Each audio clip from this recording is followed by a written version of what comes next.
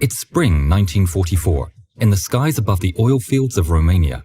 It's a strategic location which supplies some 60% of the rice crude oil and is vital to Axis logistics, which is why today the Allies have the oil fields in their sights.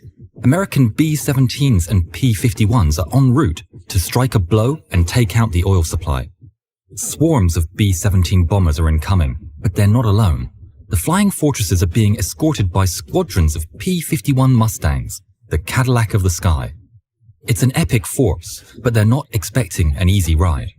Inside the Mustangs, the cry of bandits goes up, and swarms of Bf-109s are spotted. The battle is on. The P-51s desperately try and protect the slower B-17s, and a bitter dogfight ensues. One of the P-51s is about to score a kill on a 109, when from behind, a German fighter appears and opens up with cannon fire from just 100 yards.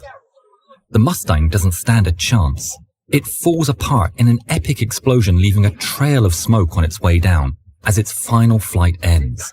The 109, victorious with its red heart on the side, doesn't stop for self-congratulation, and its pilot immediately targets and trails another P-51, strafing it with machine gun and cannon fire.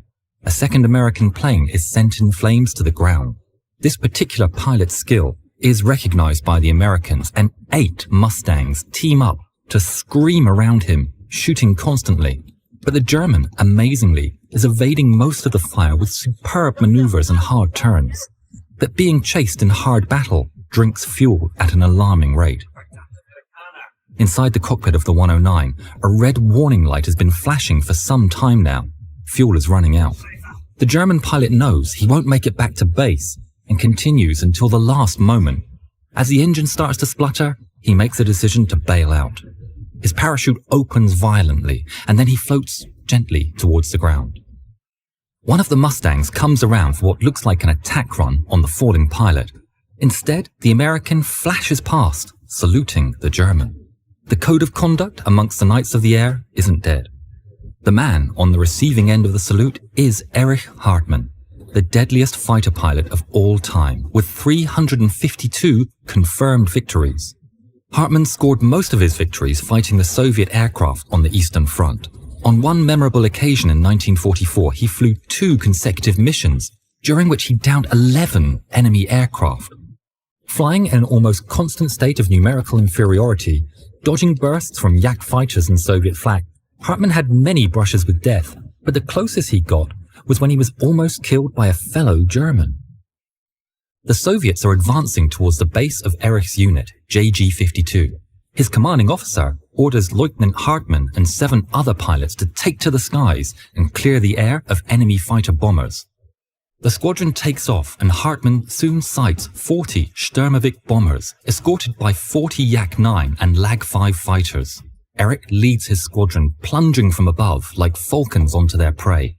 The Bf-109s slice through the enemy fighters, firing burst after burst of machine gun fire. Hartmann then moves on to attacking the Sturmoviks. His modus operandi is to approach the target from behind and slightly beneath its tail. Then, when the plane fills his windscreen, Erich squeezes the trigger. One short burst, and the Soviet bomber explodes. The ace then banks away sharply and flies even closer to the second catch of the day. Another hail of bullets, and this Sturmovik too flashes into flames. But then a series of bangs startles Hartmann. He's not been hit, but his engine is failing and it's spewing off smoke. While he still has control of the fighter, the pilot decides to crash land into a field of sunflowers. Erich takes his time to exit the plane, reassured by the sight of a German truck approaching. The problem is, it's a captured vehicle, and the 2 soldiers inside bear a red star on their caps. He knows he will be taken prisoner, but they will have to sweat for it. As the Soviets approach, he feigns injury, and the 2 have to load him onto a stretcher and then onto the bed of a truck. As the vehicle drives behind Soviet lines, the soldiers are distracted by the sound of Stuka dive bombers. It's now or never. The apparently wounded pilot springs to his feet and knocks the guard to the ground, then jumps off the truck and sprints away.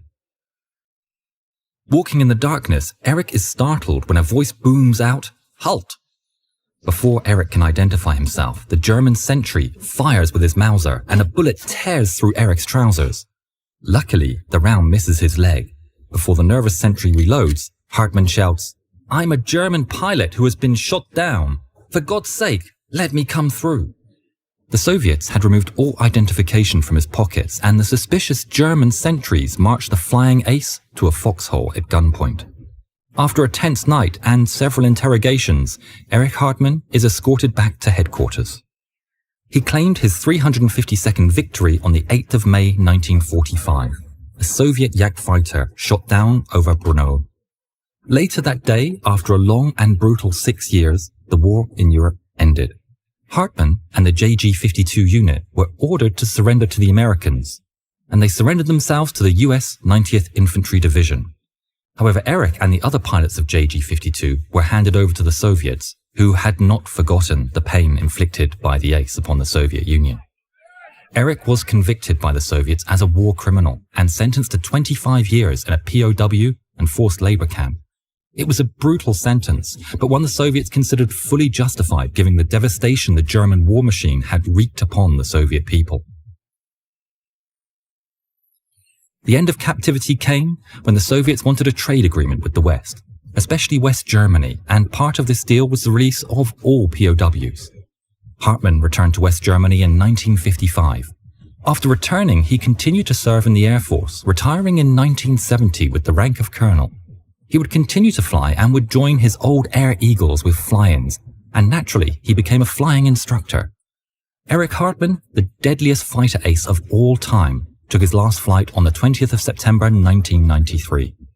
In 1997, the Russian Federation posthumously quashed all the charges made on him by the Soviet Union.